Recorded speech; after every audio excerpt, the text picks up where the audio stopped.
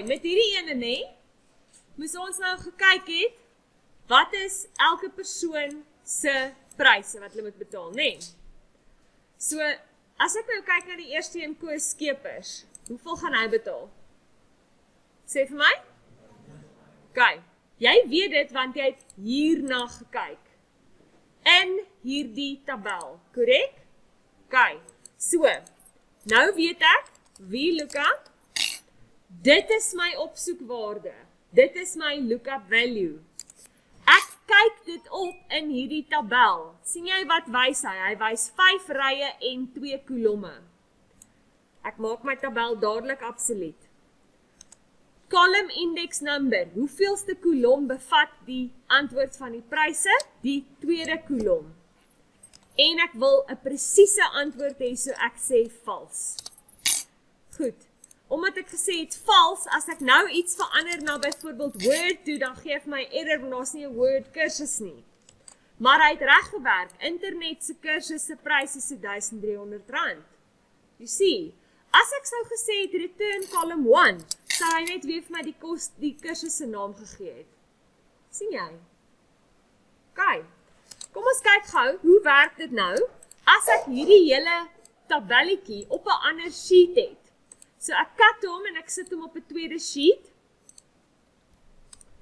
En ek gaan hom noem kostes, of kom ons noem dit kursusse. Kursusse en hierdie ene inskrywings. OK. So kom ons kyk hoe werk dit dan. Nou wat ek gaan doen is ek gaan my VLOOKUP doen. Kom ons gebruik die FX. My lookup value is nog steeds beginner. My tabel is nou op 'n ander sheet. Kyk saam. My tabel is op die kursusse bladsy. Jy sal sien die oomblik as ek klik op daai tab daaronder, skryf hy daar in my blokkie kursusse uitroepteken. Dit is wanneer hy verwys na daai sheet se naam toe. Dis reg, dit moet daar staan. Dan select ek die blokkies wat ek wil jy moet gebruik. Nou, as ek terugklik na die inskrywingsbladsy toe, voordat ek klik na die volgende blokkie toe, so voordat ek gaan na die volgende argument toe, kyk wat gebeur, kyk wat gaan fout. Sien jy wat doen hy? Hy verander die range na die inskrywingsbladsy toe. Dis nie wat moet gebeur nie, né? Dit moet bly op die kursusse bladsy.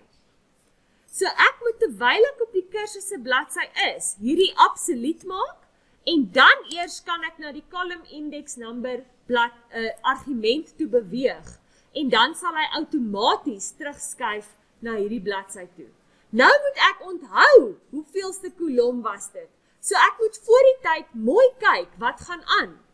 Want as ek nou weer gaan terugklik na die kursusse bladsy toe, dan skryf hy die woord kursusse daar. En dis nie wat ek soek nie, ek moet net die nommertjie 2 daar insit. En dan gaan ek sê die range lookup is vals.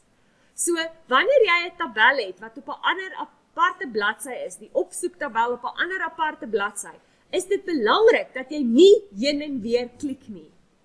OK, jy bly op een bladsy, jy gaan kyk voor die tyd waar is alles, en dan eers doen jy jou funksie op een slag.